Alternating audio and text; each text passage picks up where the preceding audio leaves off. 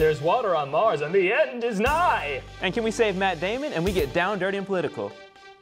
These stories and more we probably made up right now on The Later Show.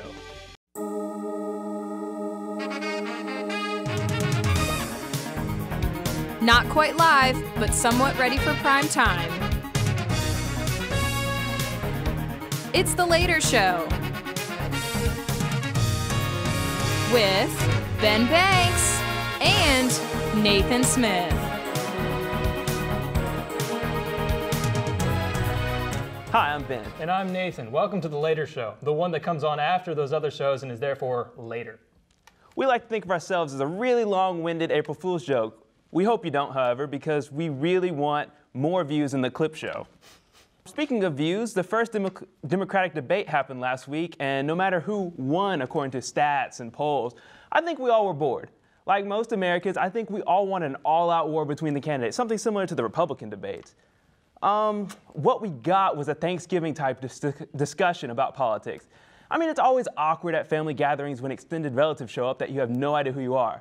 I mean, Uncle Webb had these stories about the war, and Uncle Chafee and Uncle O'Malley came in, and I think they were removed from family. They just kind of showed up for the little 15 minutes of FaceTime in the 2-hour debate.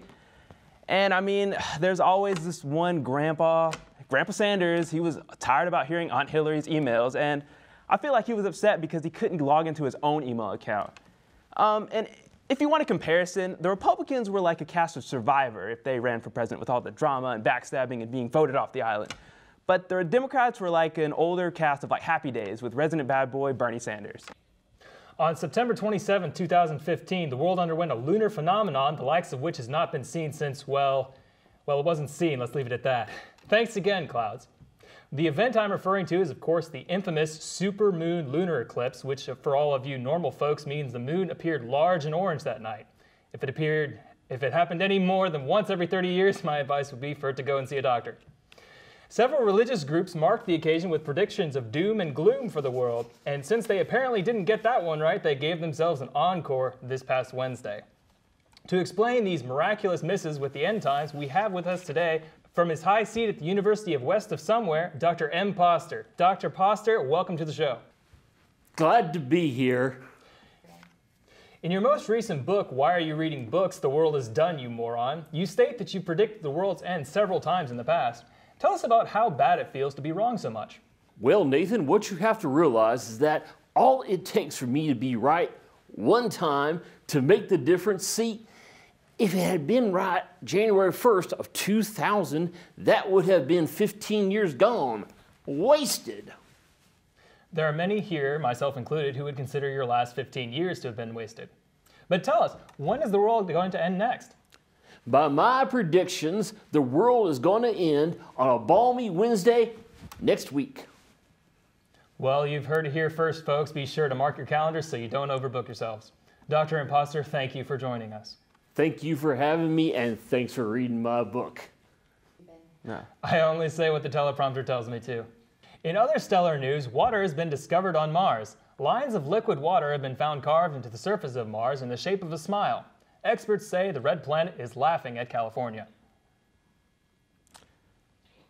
More on our red neighbor, Ridley Scott's space exploration epic, The Martian, opened in theaters this past weekend. The movie was really well received and opened with $100 million, which is one of the highest grossing features this October.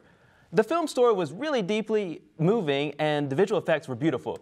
You very much see the strength of human spirit and ingenuity overcoming almost impossible obstacles. Okay.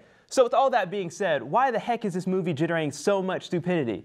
There are a surprising amount of people that think this is a true story and Matt Damon is still stuck up on Mars.